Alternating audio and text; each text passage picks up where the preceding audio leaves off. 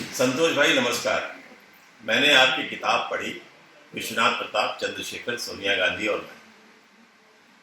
ये किताब बहुत ही अच्छी लिखी है और जिस तरह से आपने इसका लेखन किया है, लगता है सामने दृश्य चल रहा हो और कोई पटकथा जो लिखी गई है एकदम फिल्म की तरह से सामने आ रही है।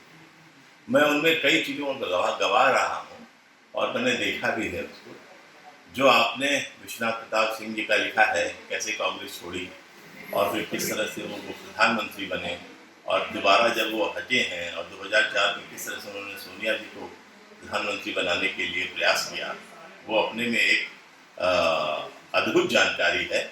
और ये जो सोनिया जी वाली जानकारी थी, ये कोई जानकारी नहीं थी। दो तीन चीज़ें इसमें मैं कहना चाहता हूँ। एक तो आपने जब विश्वनाथ प्रताप सिंह की बात की तो आपने राजमोहन पांडे जी का जिक्र करना शायद भूल गए आप, क्योंकि उस समय राजमंगल जी ने आपकी ही वजह से कांग्रेस को छोड़ा था।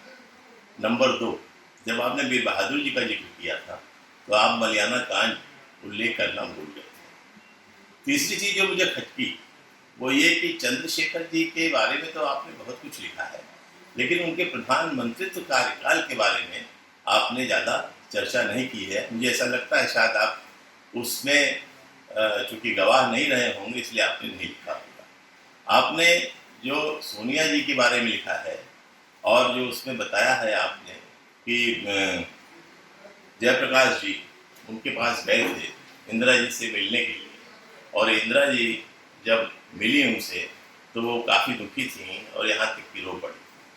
और उन्होंने उनके पास उसमें मकान नहीं था। उनके पास जब उसमें मकान नहीं था तो चंद्रशेखर जी ने मुरारजी से सिफारिश की थी, परंतु आपको शायद मालूम नहीं कि उनको मकान फिर भी नहीं मिला था। और जो 12 विलिंगटन क्रिसेंट मकान था वो मोहम्मद यूनुस का था। उन्होंने अपने मकान में इंदिरा जी को शरण दी। आपको शायद एक चीज़ और जानकारी नहीं होगी, उस जमाने में एमपी और एमएलएस को भत्ता नहीं मिलता था।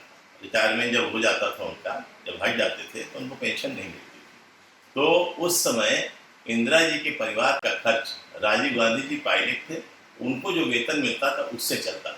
यह रहस्योद्घाटन जो है वो द रेक्स साड़ी जेवियो मेयर जो है वो राइटर, उन्होंने लिखा हुआ है सोनिया गांधी जी की किताब में।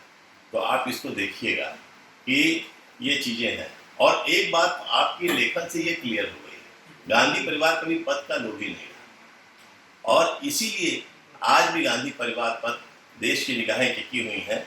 भले इस समय जनता हमसे दूर हो गई है, लेकिन आपकी इस लेखन ने हमको ताकत दी है और हमको हौसला बढ़ाया है। उसके लिए आपको बहुत बहुत